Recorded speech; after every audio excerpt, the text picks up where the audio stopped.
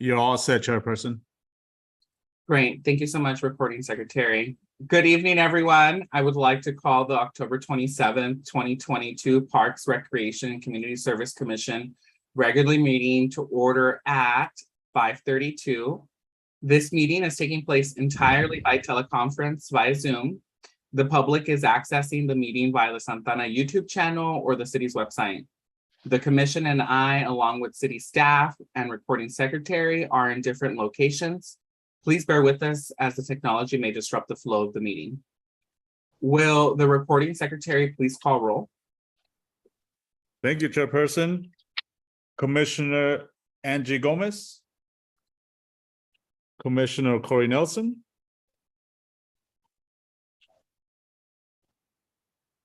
Commissioner Nelson, I believe he is on. I do see that he is connected. Yes, I do see them waving. All right, Commissioner Torreblanca.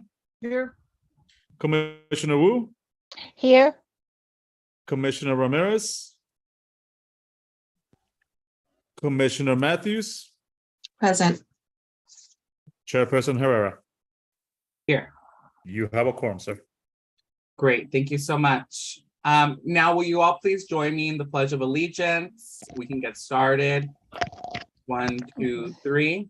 I pledge of allegiance to the flag of the United States of America and to the republic for which it stands, one nation, under God, indivisible, with liberty and justice for all.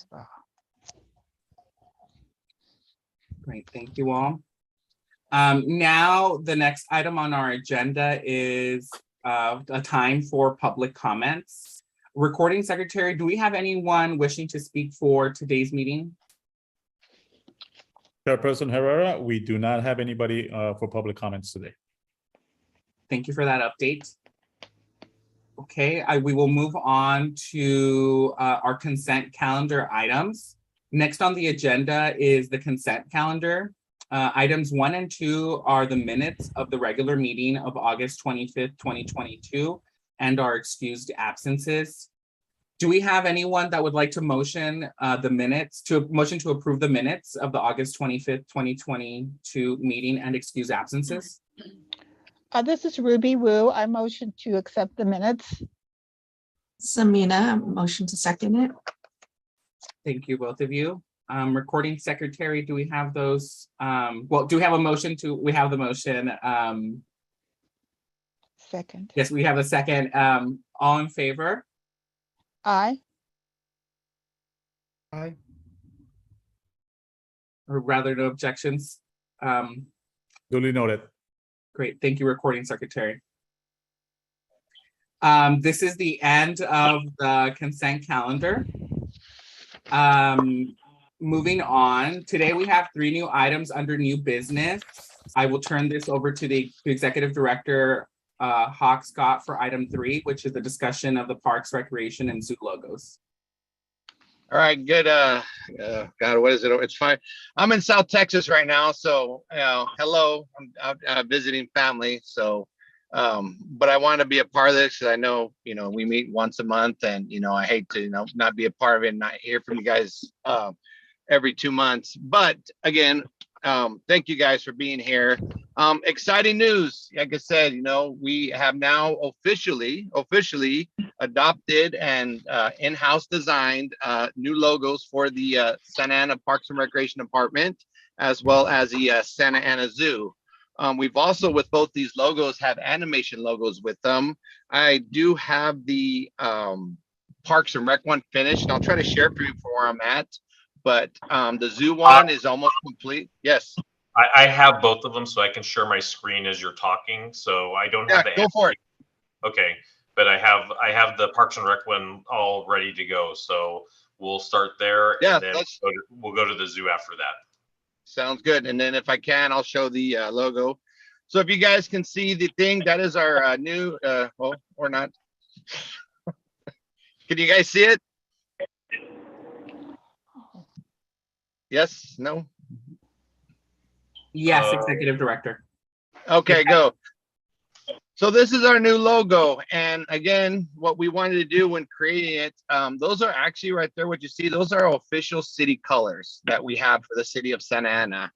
When doing this logo, we wanted to show homage and tribute to our existing city logo, as well as our city seal and some of the iconic things here that are in Santa Ana. So when you look at it, you see the water tower, see the palm tree, and then you see the Portillo with the flag on it. So it's really great. And of course, the stars where we're at. And then, hey, there we are, Santa Ana Parks and Recreation. Everybody knows what Parks and Recreation. So again, this is something we're going to be, putting out, branding, and it's a lot of fun. So we're really excited about this. Any comments on this one? I started seeing this on some of our promotional material. And so I think it's I like that it helps distinguish itself from the Parks and Recs department, in relationship to the city logo. So yeah, I enjoy the logo. Good, awesome. All right, Tim, if you can go to the our Santa Ana Zoo. So here's our Santa Ana Zoo's logo now. As you can see, it is very similar to what we had. That is something we wanted to keep. We wanted to keep the existing logo, but at the same time, we wanted to put out there, make it fun, and let people know, hey, we are more than just monkeys. So if you look in here, we got parrots that are there. We've got a gibbons that's hanging from the Santa. Right on the Z, we've got a river otter, which will be coming very soon. Like I said, construction is doing great. Susie will probably update you on that. The Ferris wheel, very iconic there. So we incorporated into the one of the O's. Our camels there, who are very friendly and fun, are there. And then of course at the bottom are anteaters with him using his tongue to cross the A. And then we gave the at Prentice Park some little swagger to it. So again, we did this through the zoo team and the zoo logo. What we want to do, what we want to showcase, and here it is, guys. And we will be launching this probably right after Boo at the Zoo. So be ready to start seeing this transition and the things at the zoo, promotional materials and such like that. So ta-da on that one. Any questions? No, but I just want to comment. I really like that it's the diversity of what the zoo is. It's more than monkeys, and all the activities that are available, and it all shows it. I really enjoy it. I think y'all are going to really enjoy the animation one. I'll give you a little talk preview about it. In our animation one, every element, every animal, as well as Ferris wheel, are all moving. So it's going to be a lot of fun to have that on promotional billboards, whatever we choose to use for. So thank you. I also want to add on that I love the color. I love all the colors that's being used for this. Awesome, thank you. Yeah, Ethan and his team, wanted to, I do love the colors. Ethan and his team wanted to keep true to that, and we did. And I do love the colors. They're bright, they're colorful, they're going to look great on shirts and logos. So they're awesome. Hey, just out of curiosity, you said the 6 colors for the Parks and Rec, is that, is the blue, is it kind of more of a navy than it is a royal blue? Is that? Kind of. It's the color code that they gave us, and we went with it, and I think it turns out really nice.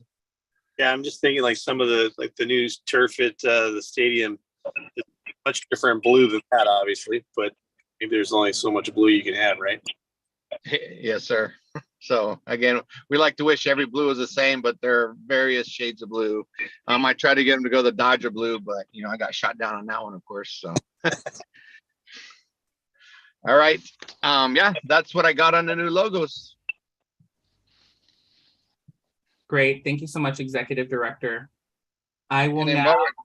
Sorry. Are there any That's other it. comments or questions for the Executive Director on the new logos from the commission?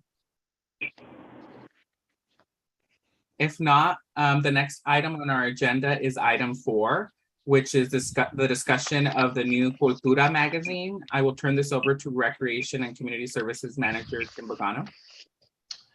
Thank you, Chairperson Herrera, and good evening again, commissioners. Yeah, let's talk about the Cultura. This is a reimagined publication that is a little bit of a step away from what our traditional recreation brochure guide has been in the past. We experienced 2 years where we didn't have any activity roughly with the pandemic and the closing down of our park spaces and everything. So we felt we had an opportunity to really reimagine how we were communicating with our community in terms of the services, not only that recreation is providing, but we really engaged our library department and also our zoo to be able to have that conversation, because we're all providing services that are meeting certain areas of leisure, recreation, education. And we really felt that by us combining our efforts, that we would really be able to engage the community in a way that they've never been engaged with before. In addition, we wanted to focus on the actual culture of Santa Ana, because that's really, if we take a look around Orange County, you look straight at Santa Ana for where that cultural hub is. And we have such a rich and vibrant culture, from the events that we do to the services that we offer. And we really wanted to make that a main focus. And what we've termed it is it's a lifestyle guide. Yeah, you're going to see our classes in there. Yeah, you're going to see human interest stories, but you're really going to be able to absorb what that culture means to us and means to the community, as we will be distributing this quarterly. So this is our very first Cultura. It's available digitally right now. We're anticipating that our hard copies will be coming in probably sometime next week, and we will make sure that we have them in your hands so that you can help us pass them out to the community that you're involved with, your respective wards. They'll be at our centers, they'll be at our libraries, they'll be at City Hall. And we're also going to engage our downtown businesses as well too, because again, it looks as though it's a magazine like you would see in like maybe a coffee shop or in one of the restaurants as you're waiting for your table and everything. I'll cycle through it real quick, but this was our cover, and I apologize. I wish I could make it. That's probably as far as I can zoom out, but I'll just kind of go through the different pages and everything. Obviously, a focus on our architecture. Big part of what makes Santa Ana Santa Ana. Our directors of our library services and Parks and Recreation, a welcome back essentially to working with us and engaging with us in the way that we want to work with our community by going and engaging them where they're at. Beautiful, beautiful images, and again, it's difficult for me because I want to show you the full image, but this is from our Mid-Autumn Festival. And again, you want to talk about culture and you want to talk about the diversity of culture that we have here in Santa Ana. I don't think that there's a better image that can really capture what that means for what it is in terms of what we do on a regular basis. Pictures of our beautiful main library. Again, articles that are informing the public, what's going on, how our library services is engaging the community in a lot of different ways, from the NOMO bill to the reimagining of the main library and kind of prepping the community for that. Our Career Online High School, I think this was brought to everybody's attention during one of our council meetings, probably about 2 months back, but just really bringing that to the community in a different way to where they can see and understand the impact that service has. And, again, just all the different services that we provide through our 3 different organizations. I'll kind of go through here a little bit quickly, but is there any questions as I'm kind of cycling through? Yeah, hi. Sorry, Commissioner Torreblanca here. I had a question. So Sure. Will it be hosted online at all?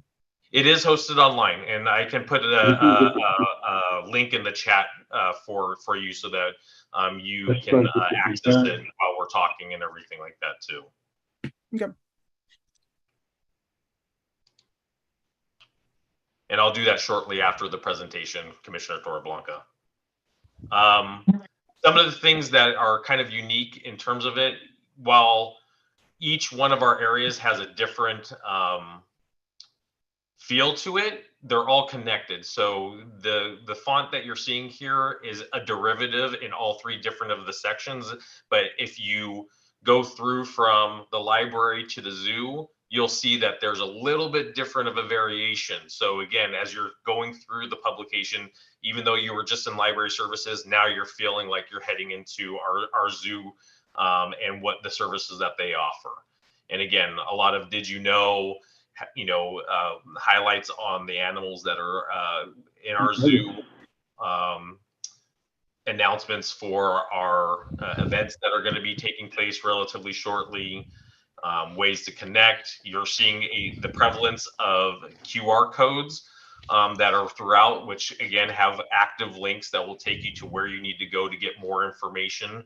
I think that's kind of one of the things that we recognized as we were developing this, is that we are not in the world where you have an 8.5 by 11 page where you're filling in all the information that anybody wants to know. If there's an interest, I'm going to go to the QR code. And a lot of the links that you see within the publication themselves, they also have hyperlinks to where you can go to where you need to go for registration purposes and all that type of stuff as well.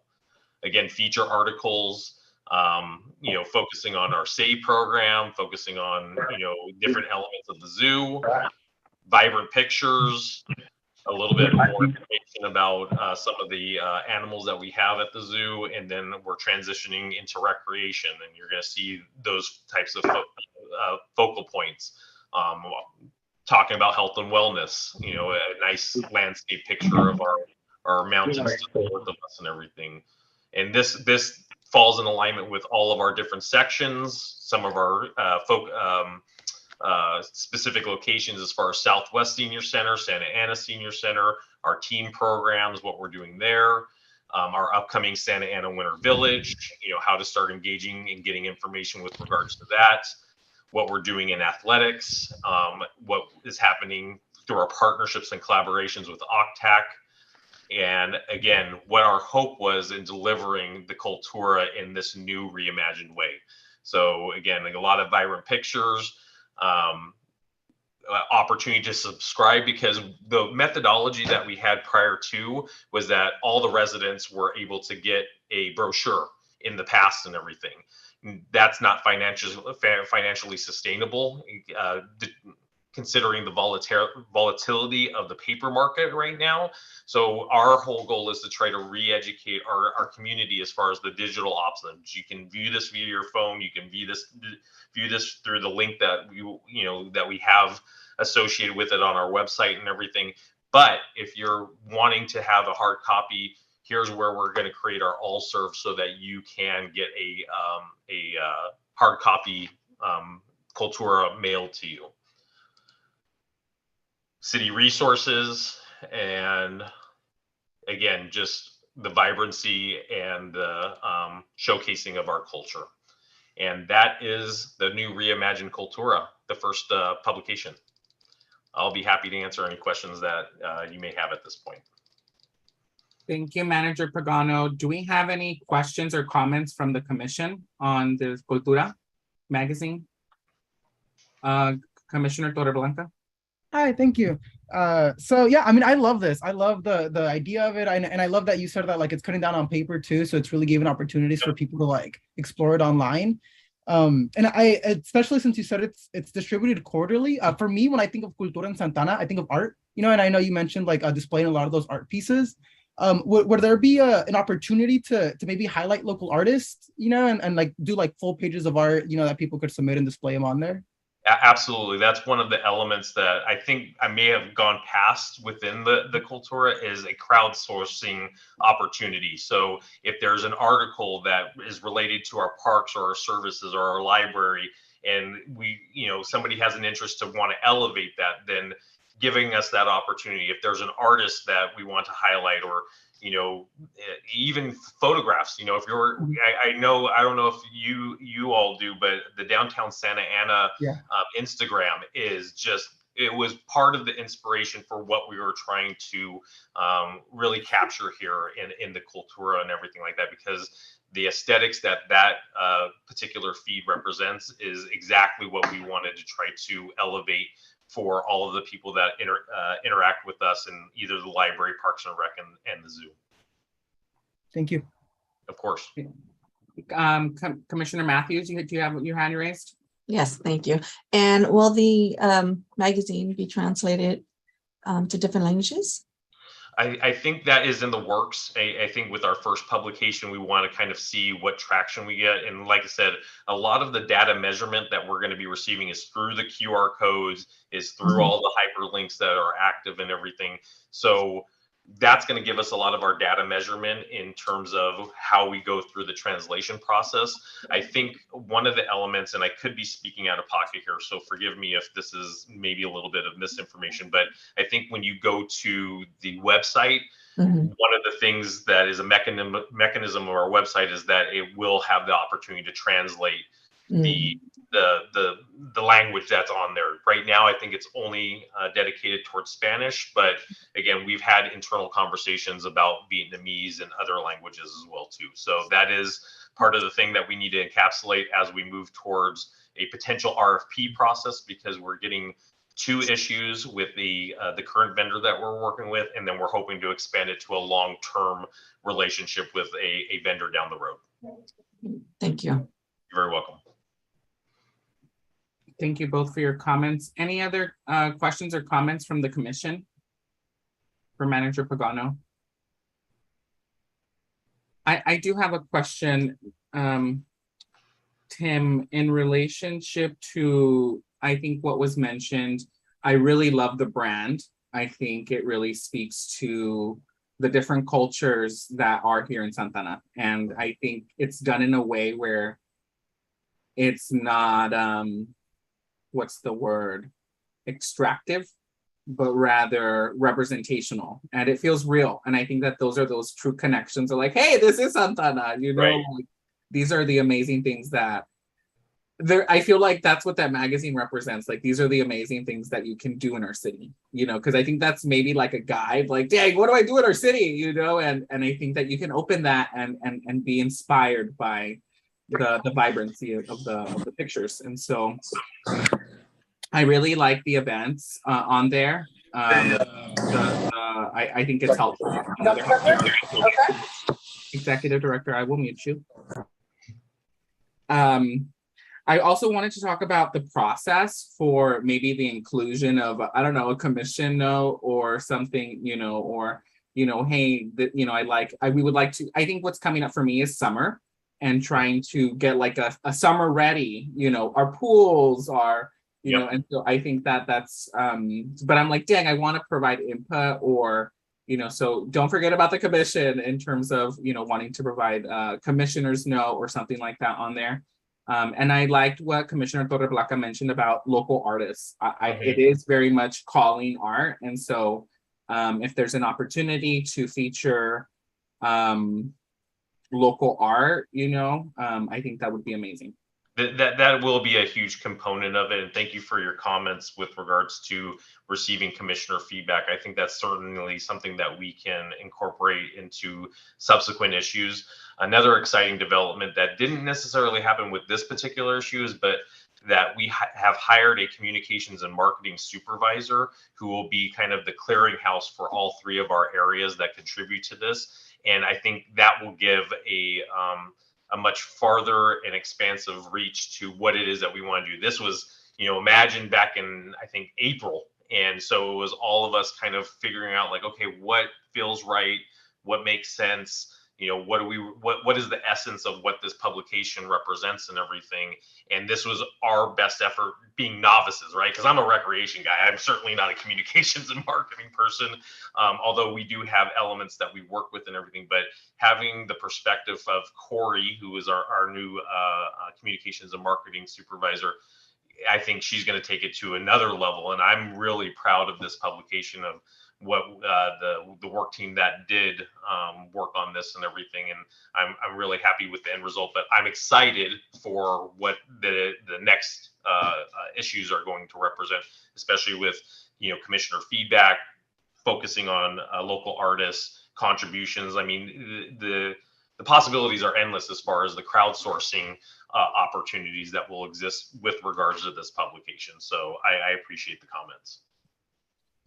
One last comment before we move on. I did I clicked restaurants, local restaurants. There are so many good businesses, taco trucks, I know there's businesses out there and they have good marketing, but I'm like, dang, let's think about the mom and pops, that can benefit from this magazine as well.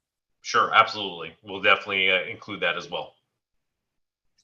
Great. So next on our agenda item is item 5, which is a discussion of the Winter Village event. I will turn this over to Tim Pagano, our Community Recreation and Community Services Manager.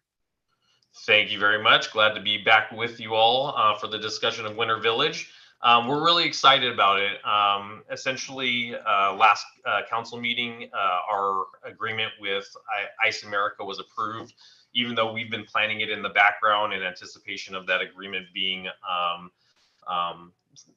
solidified and everything. So it's going to be taking place from December 8th to January 8th this year, which is great because we're going to be able to capture a lot of the off holiday time and also the majority of the holidays that are going to be represented within that time frame and everything. We're keeping the price point the same for our Santa Ana residents. We're increasing the price point for our non-Santa Ana residents just so that we can maintain the space for our community and make sure that they have the ability to access the ice rink and that experience and everything.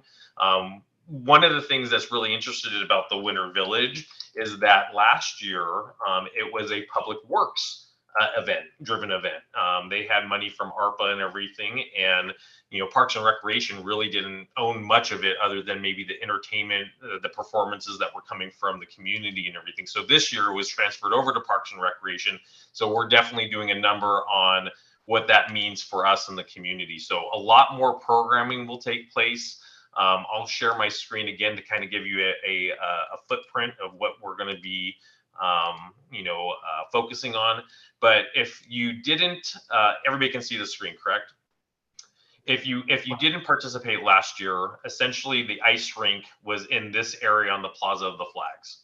And we are going to be continuing with that footprint because it worked and it was very effective for us. The difference is that we're increasing the amount of decking that is surrounding the actual ice rink so that there's more of a spectator opportunity for parents that may not go on the ice or just family members that are coming along for the experience and everything so that they can view all the activity that's going on the ice.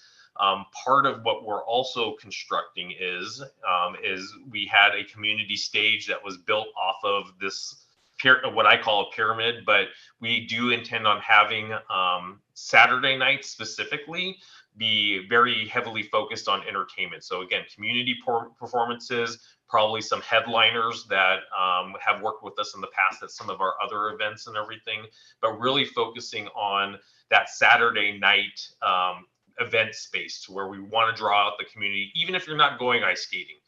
Saturday night Civic Center Plaza is the place to be. And in saying that, what we're really excited about is that over here in the Plaza of the Sun, we are going to be bringing our traditional Christmas tree that is usually placed down at Plaza Calle Cuatro, and we are now going to be doing our tree lighting ceremony over the fountain, which we've already secured decking and all that type of stuff, and we're going to be putting a 32-foot white fir tree that will be in the Civic Center Plaza from the same time that the ice rink will be installed as well too. There's going to be a tree lighting ceremony on December 10th. We'll get information out to the commissioners, but in addition to that, we're also working on decorative lighting that will go in the olive tree area right here, in the palm trees right here, and also including these major palms that are over by the library area, as well as the flagpoles in the ice skating area, and they will be dancing. Executive Director Scott has brought his expertise from El Paso, and we are going to have a interactive light show that's going to be taking place probably every half an hour over the course of the time that we're going to be actually operating in this event space. So again, I'm sure you have seen it at other maybe homes and residences where you tune into a certain channel. And again, the lights are going to be going to the holiday music and all that type of stuff. In addition, we have already secured a partnership with Northgate for the 10th, where they're going to be providing tamales and champurrado for all the guests that are there while supplies last. We're working with our Ice America team to discuss about a grand opening ceremony on the 10th, where we'll be featuring figure skaters, kind of like a nice thing to kind of open up the ice rink to before the public has access. Now, with that being said, our official date is December 8th when we open, but the 10th is really our big springboard off into really kicking off the season and stuff. So music, food, entertainment, Christmas tree, light shows, craft vendors that will be featured on the first 2 Saturdays, the 10th and the 17th, leading up to the holidays and everything for gift buying and everything like that. There will be a trackless train. The list goes on and on, but recreation is really taking a huge step forward and building off of what Public Works did last year, and really wanting to make it a great space for everybody that can come down during the time that we're operating in. We are working with the county on parking to try to keep that at a minimum for everybody, and we're also trying to figure out shuttle opportunities for those that are looking for an alternative to maybe parking off site, in case we are able to work with the county on depressing the amount of payment for the parking lot next to the library and also on the west side near Flower Street. So we're working very hard on trying to identify all those different things. But that's kind of the Winter Village. We're really excited about it, and I'll be here for any questions that you may have. Thank you, Manager Pagano. Do we have any questions from the commission? Any questions or comments? Commissioner. Yeah, go ahead. Yeah, just out of curiosity, so if there's revenue generated from this program or for the ice ring and all that, is there a designated allocation for it, or does it just go back into the general Parks and Rec budget? What do we do with it?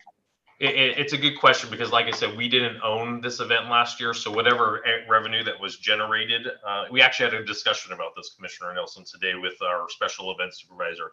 Whatever revenue that was generated last year definitely went to Public Works and how that was allocated and everything.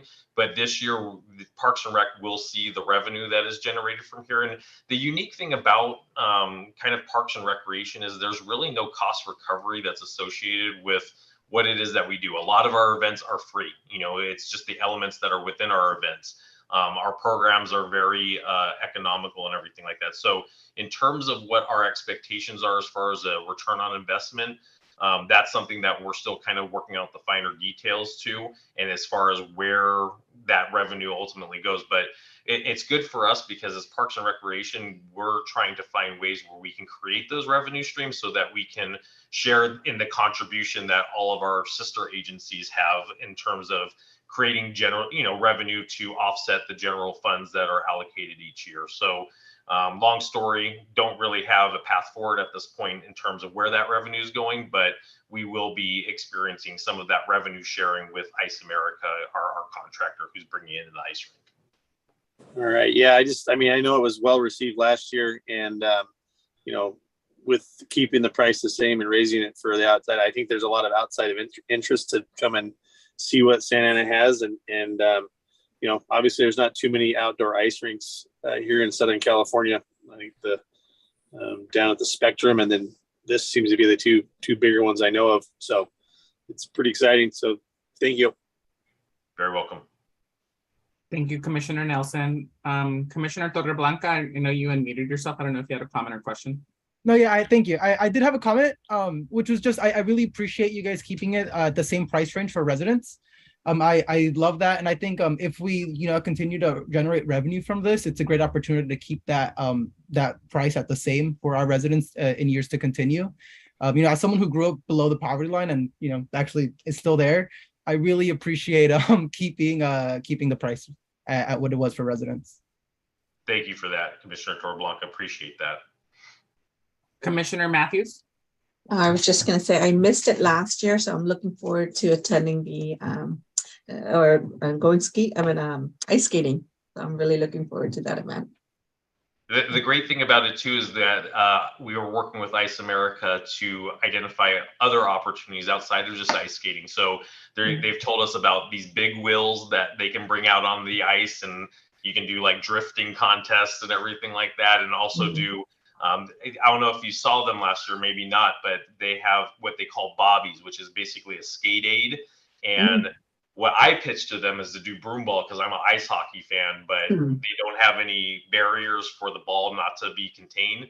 But they did say something about bobby polo, which is one person goes on the bobby, the other person's pushing it, and you're trying to get the ball to the goal and everything. So another fun opportunity for our community, and we're actually pitching those ideas for our Thursday night programs because we're thinking that will be like a date night, or at least that's the way we're going to market it and everything, to try to get the young adults out here. They come enjoy some skating with us, and then they go down to the downtown and enjoy dinner and maybe some after hours drinks and all that good stuff. So we're really excited about all the different possibilities. Thank you. Commissioner Wu?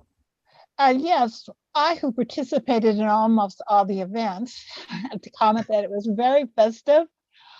Even though I didn't participate in the skating, it was very festive, very Christmassy. And I'm glad to hear that the Christmas tree will be in the same area, because that will be, and the lighting will make it more magical, because even that square area with just the skating was very magical. And I think if we bring that on, that would be really nice too. So I'm glad to hear of all the additions to it and the entertainment. So, and keeping the cost low and close to home, I think is a priority, because there are a lot of events going on, but if you have to drive far with your children and family and the cost, it's great that Santa Ana could have their own entertainment in their own area. So thank you very much for organizing that. Of course, thank you. Any other questions or comments? If not, I will go ahead and ask. You mentioned, Manager Pagano, the price points. If you can list out those price points for Santa Ana residents and non-Santa Ana residents. Sure. For Santa Ana residents, a youth is $5 to access the skate. For adults, it's $10, and then I think it's 15. I think it's 10 and 15 for non-residents. So same price point for youth that we have for Santa Ana adults, $10, and then $15 for adults that are non-resident. So one of the feedback comments that we got from Ice America is we were doing like $3, and it was just weird to make change and everything like that. So we wanted to make it a little bit more easy for cash management and cash handling. So that's why you're seeing the even amounts there.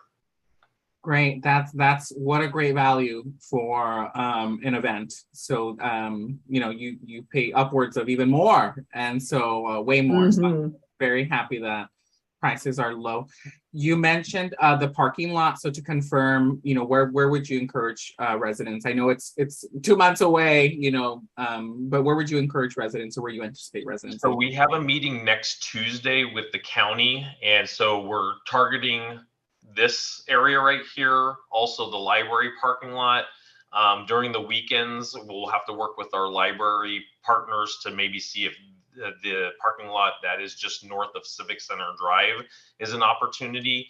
And then one of the things that we're working on is the 3rd and Birch parking structure, because there's still elements of free parking and reduced parking prices and everything. And this is where our shuttles will come into play.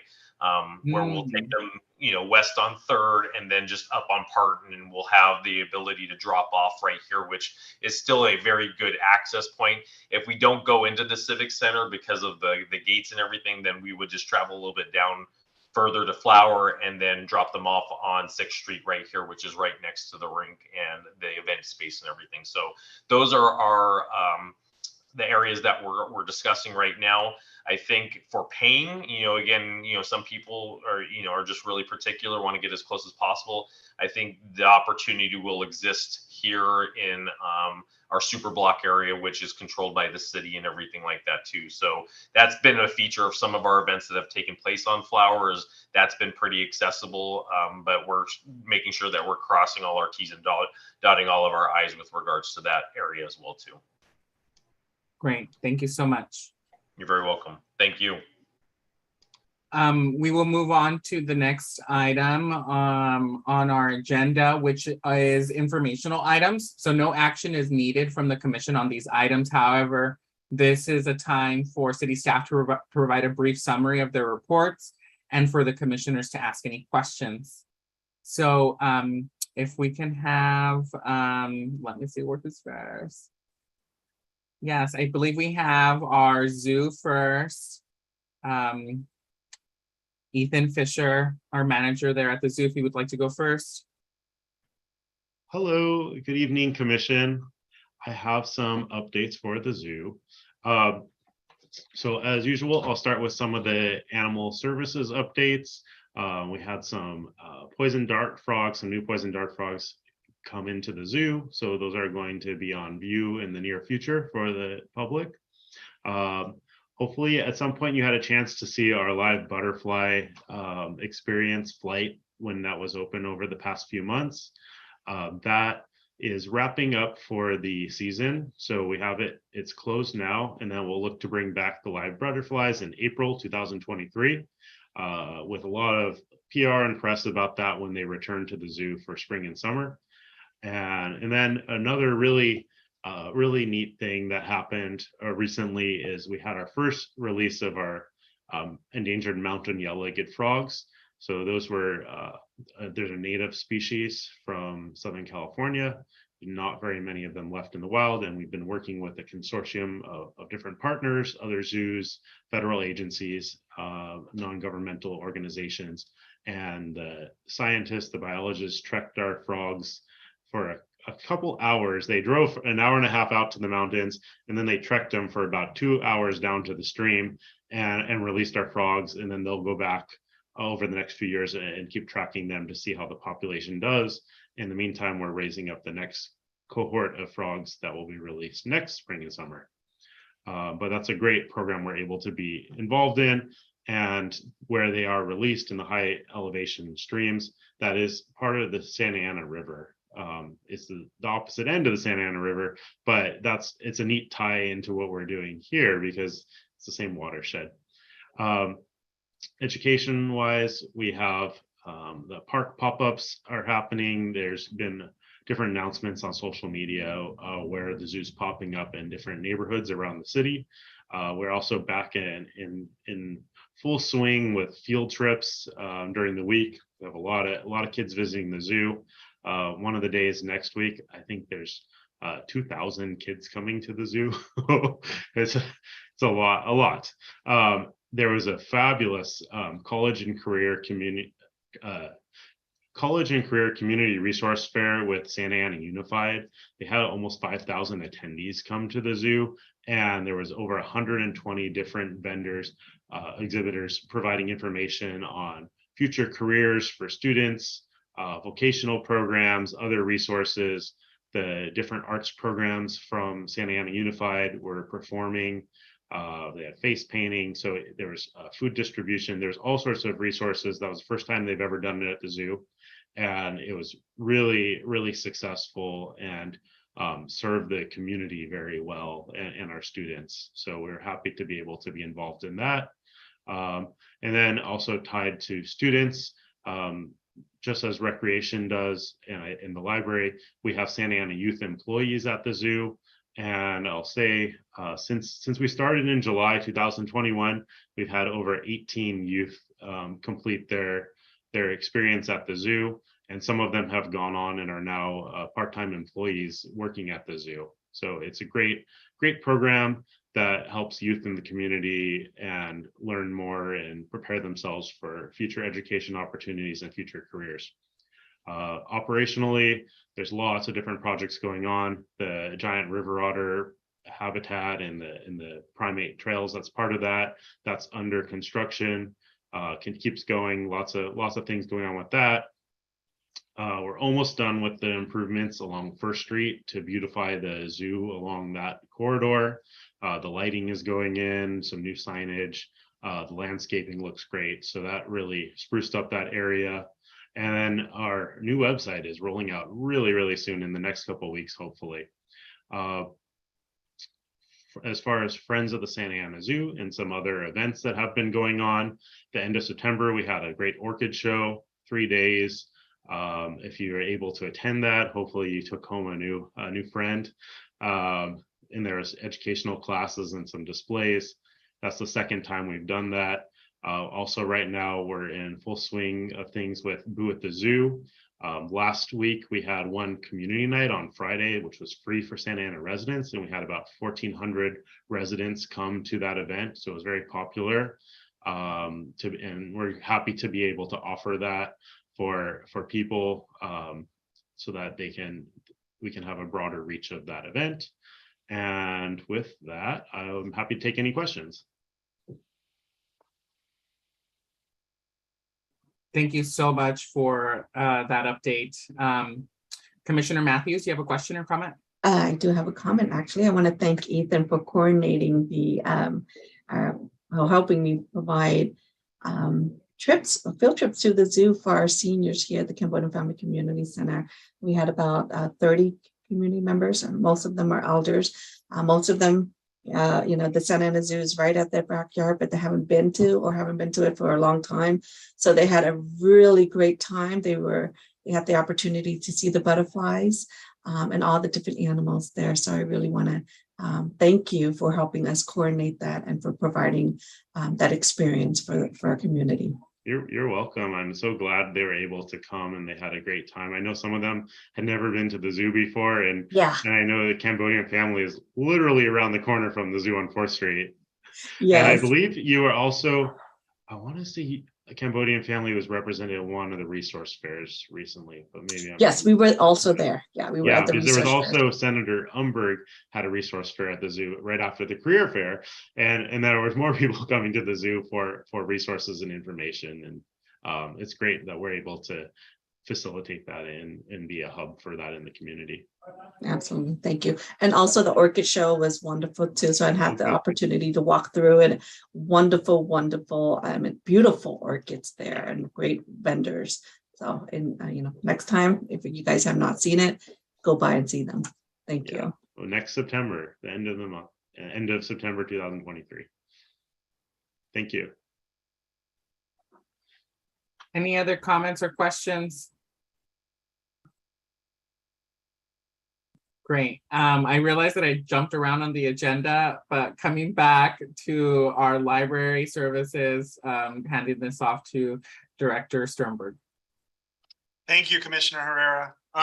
Well, we got some exciting news for the Santa Ana Public Library. I'm proud to announce that we will be launching 2 Teen Time programs. These are after-school programs that will be launching January 2023.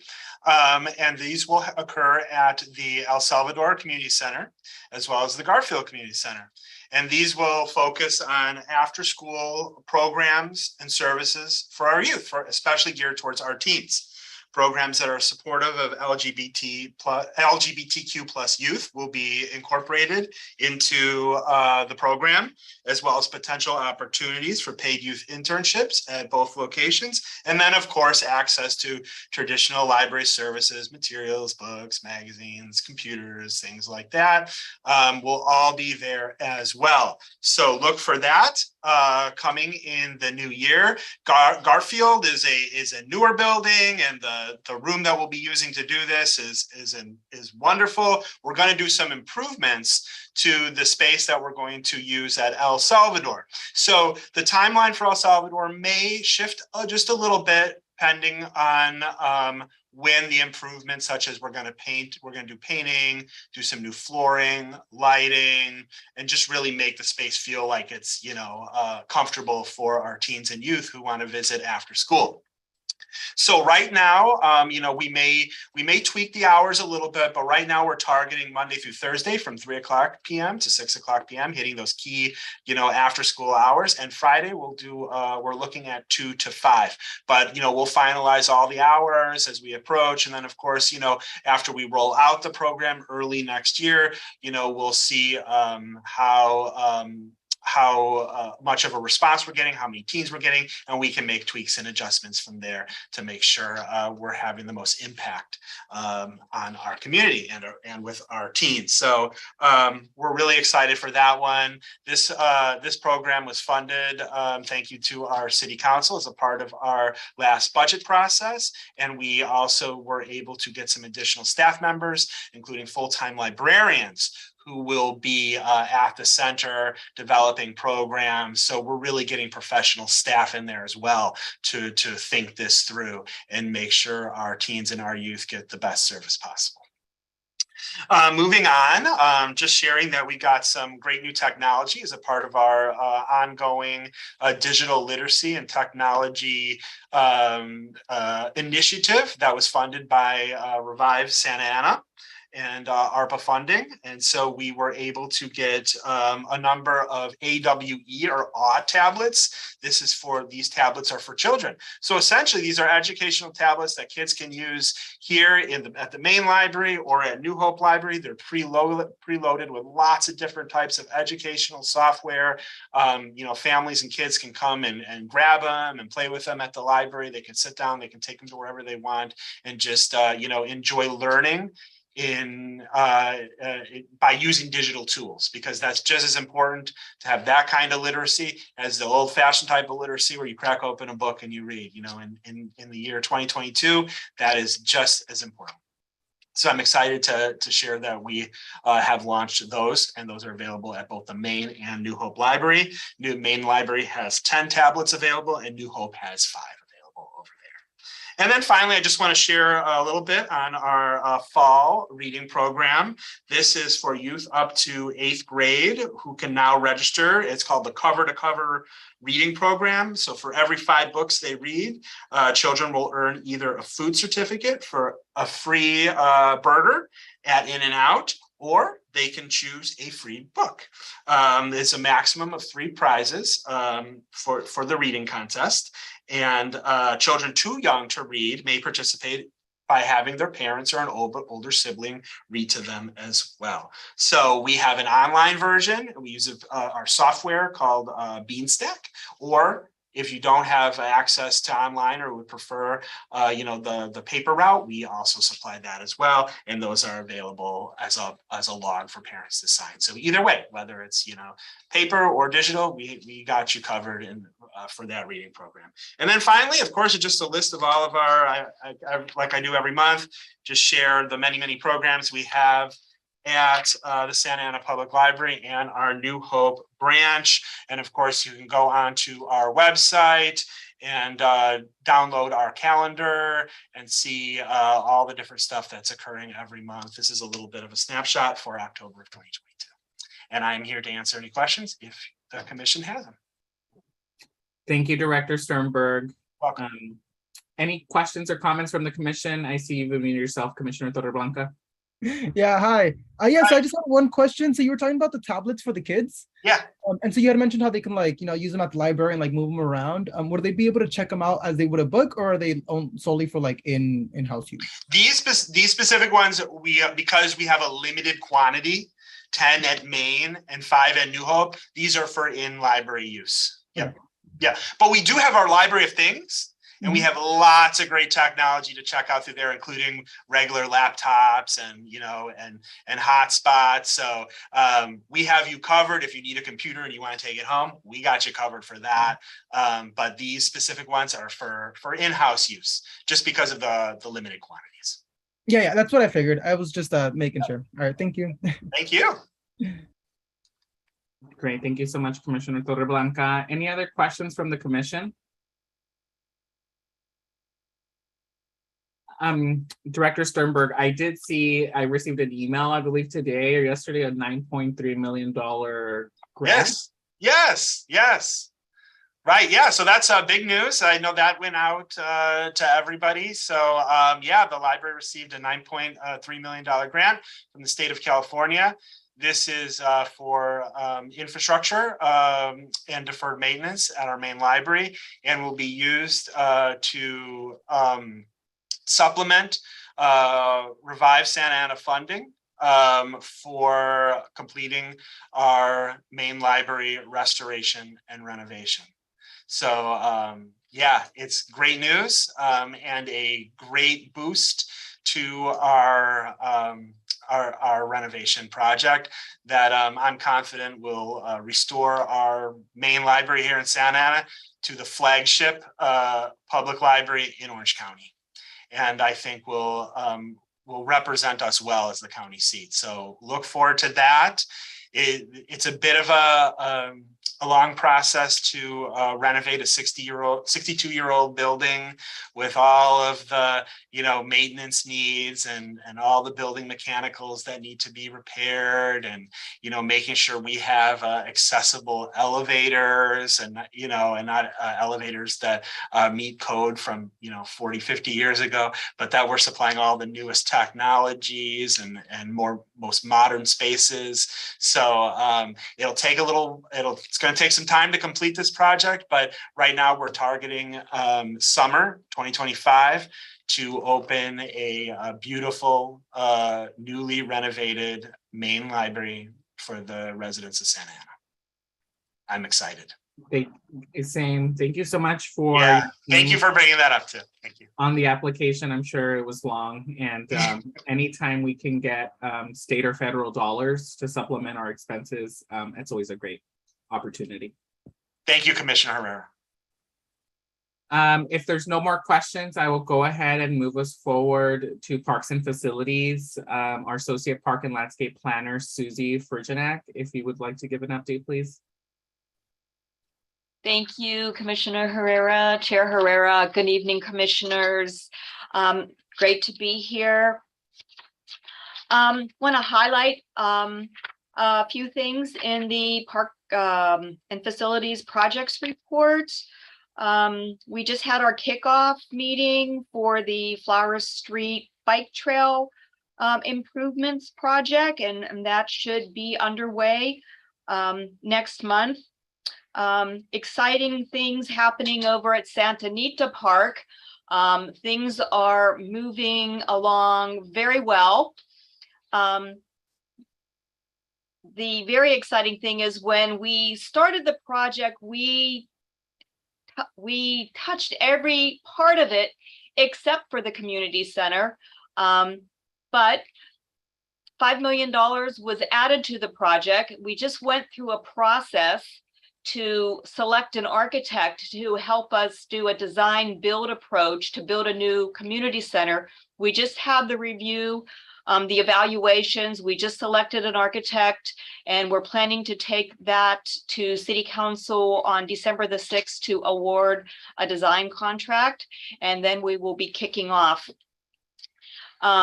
One of the reasons we selected the architect that we did was not only their experience, but they said they can deliver plans to us within 6 months. We really want to accelerate this. So we are going to get a complete blitz of Santa Anita Park, including a brand new community center. So we're really super excited about that. We just installed new restroom buildings at Cappuccino and Memorial Park, and are currently finishing one up at Madison Park. We're getting ready to release an RFP to do 4 more at Angels Park, Riverview Park, Heritage Park, and Windsor Park.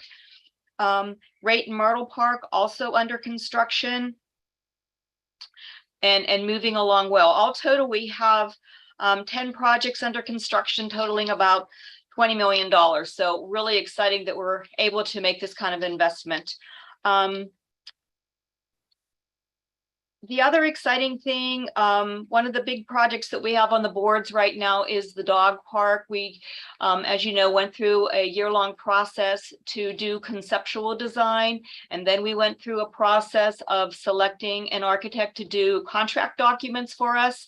That was another process that we just completed evaluations on, and we are also going to be awarding a design contract at the December 6th council meeting to advance that project as well. In addition to projects, just want to point out that I'm hoping that starting with the next commission meeting, that we can expand on our projects report to be a little more inclusive of other things that the Parks and Facilities Division is doing.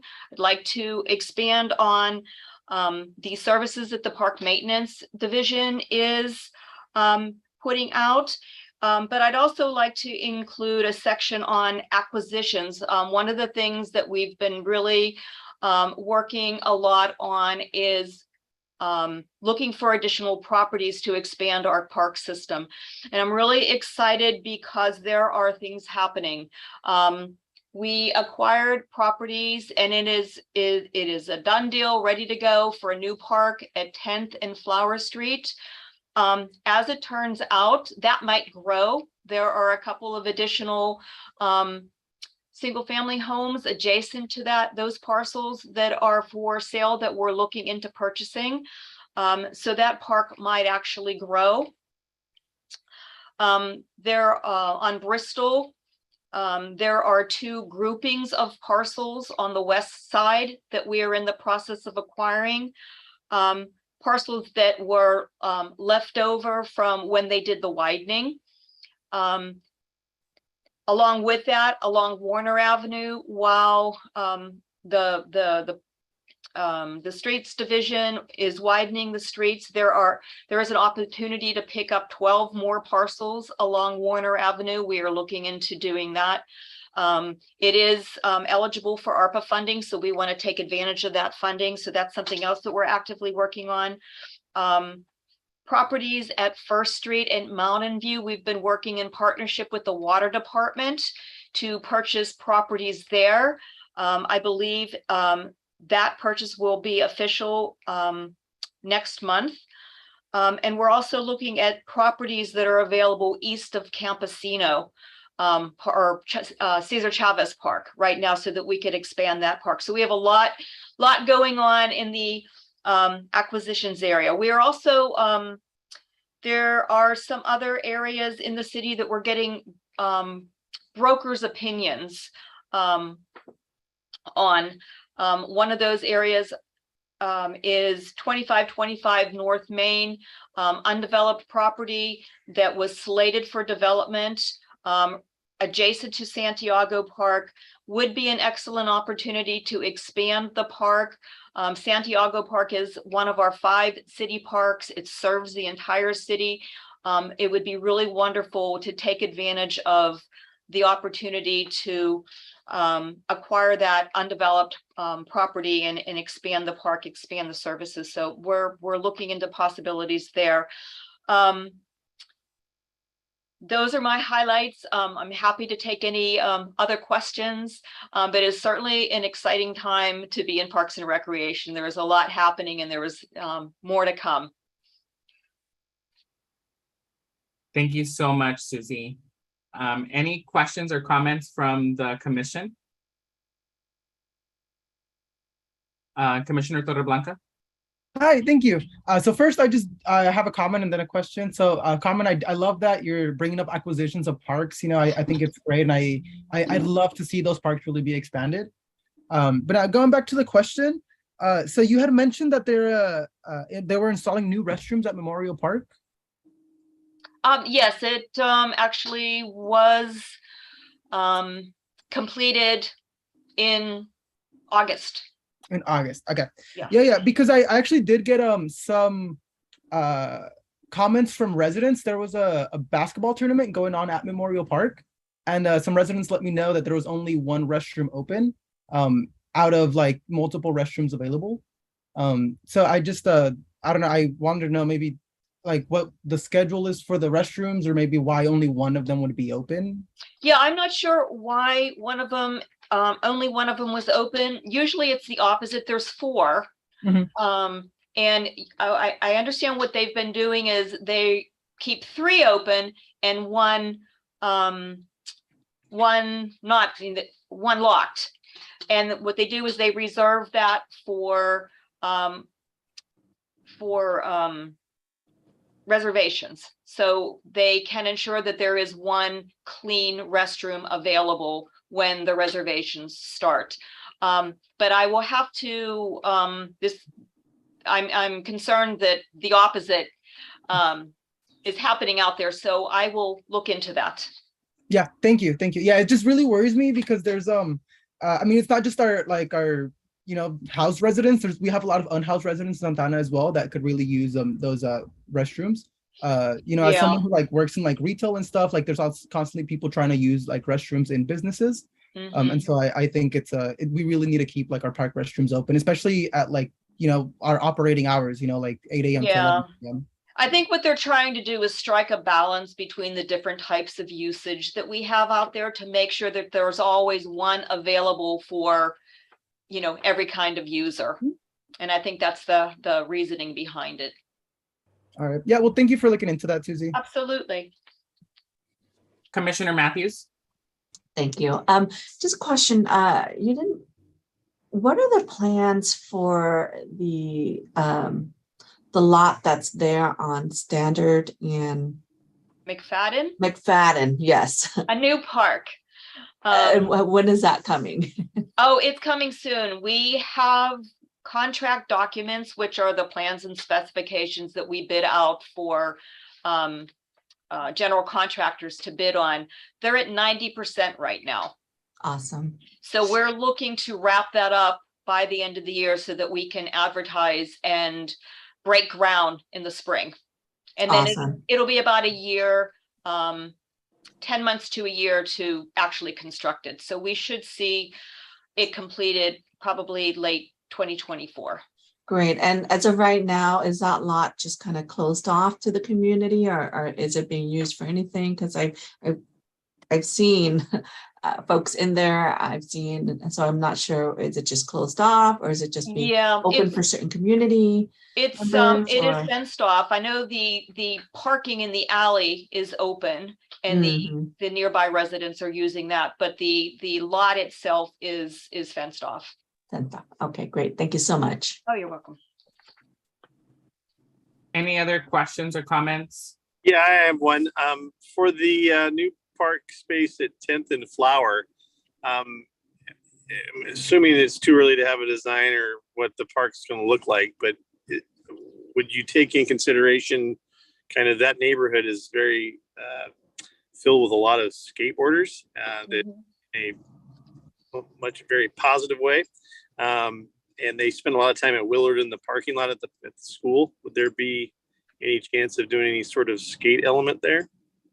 Yes, as a matter of fact, I attended a Willard neighborhood meeting last month to invite input from the community, and that was one of the first things that came up. Yeah, I would definitely believe that. I live at 9th and 10th there, so it's right. Yeah.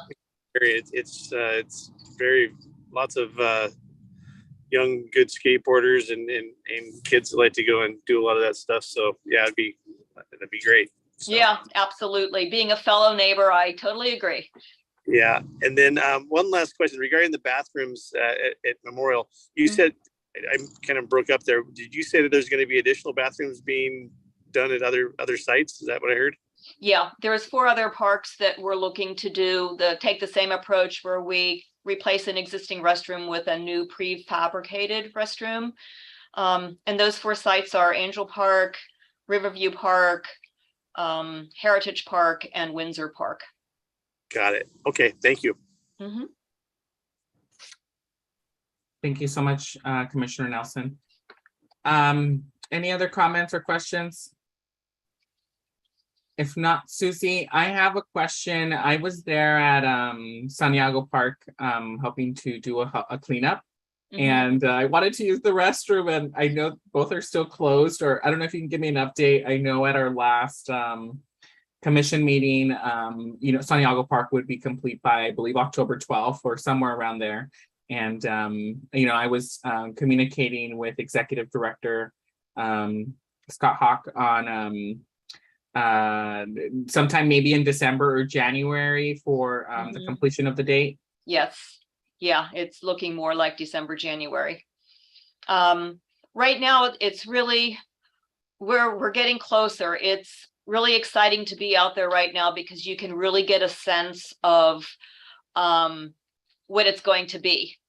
Yeah, all the concrete site, all the pathways are in. Everything's graded. The amphitheater is in place. All the lighting is in place and energized. The playground area has been graded. The marina landscaping is out there right now, installing irrigation, mainline and laterals. Landscaping is not far behind. I know that they're leaving the buildings towards the end of the project because they're worried about vandalism, which has been a real problem for us at all of our park sites, especially the sites that are under construction. And we're constantly having conversations about what we can do to address that. And there is no single thing that we can do. It's a 4 or 5 pronged approach. But anyway, getting back to your original, question and concern, we're looking at December, January for that entire project to be wrapped up. Great, thank you so much. I know Ward 3 residents will be, and the city, the whole city will be. Yeah, it'll be so worth it. It's a really, really wonderful project. And then hopefully we can keep, well, not hopefully, we will keep the momentum going out there. Great. Thank you so much. If there's no further questions or comments, I can move on to our Recreation and Community Services Manager, Tim Pagano, to give a report. Thank you again, Chairperson Herrera. Just an update for everybody, and this was just brought to my attention by Director Sternberg. City Hall and the main library is about to go down in terms of power in like the next 20 minutes. So I think a majority of us are probably sitting in City Hall or at the library. So I'm going to keep my comments short, just in the spirit of knowing that we need a skedaddle out of here and everything. So hopefully that will be the spirit in which it's taken. Our events, we just went through a very, very serious events period, going from the end of August to the beginning of October, featured Chicano Heritage, Fiestas Patrias, the Mid-Autumn Festival, and also Indigenous Peoples Day, all different locations, all different spaces, many different faces and people and everything. We estimated that over those 4 events, we hosted anywhere between 65,000 and 70,000 people on all of their respective dates. Very proud for us because in the midst of all those things, we lost our special events supervisor, Sonia Batres, to Norwalk, but we were still able, with our team here, be able to pull through. And I'm so appreciative of our team here at Recreation, all of our supervisors, all of our full-time and part-time staff. They really made it happen, and working with the community. I couldn't be prouder of working alongside them in all of those opportunities. One thing that I would like to bring to the highlight is just recently, I think in the last couple of weeks, we worked with the Santa Ana Police Department in installing a PAL location over at Roosevelt Walker Community Center. It's the first of its kind within the city, in which there is a hybrid approach to recreation and PAL working together. Monday, Wednesday, and Friday do offer after-school program services over at Roosevelt Walker Community Center. In addition, there has been a substation placed at Roosevelt Walker Community Center where there's going to be 24/7 SAPD presence. And the reason that that's important is because part of the Parks Master Plan, one of the community priorities was safe access to our park spaces. And one of the things that we realize is that we want to try to find creative and innovative ways to make sure that those spaces are safe for all of our community members.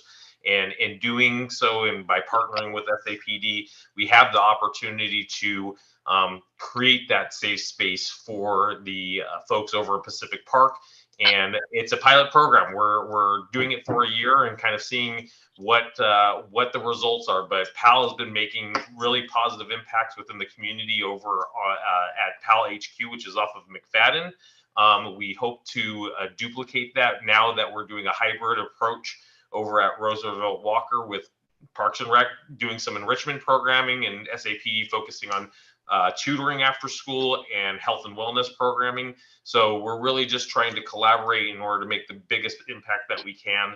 We will be utilizing data metrics to see how the substation really impacts the area over there.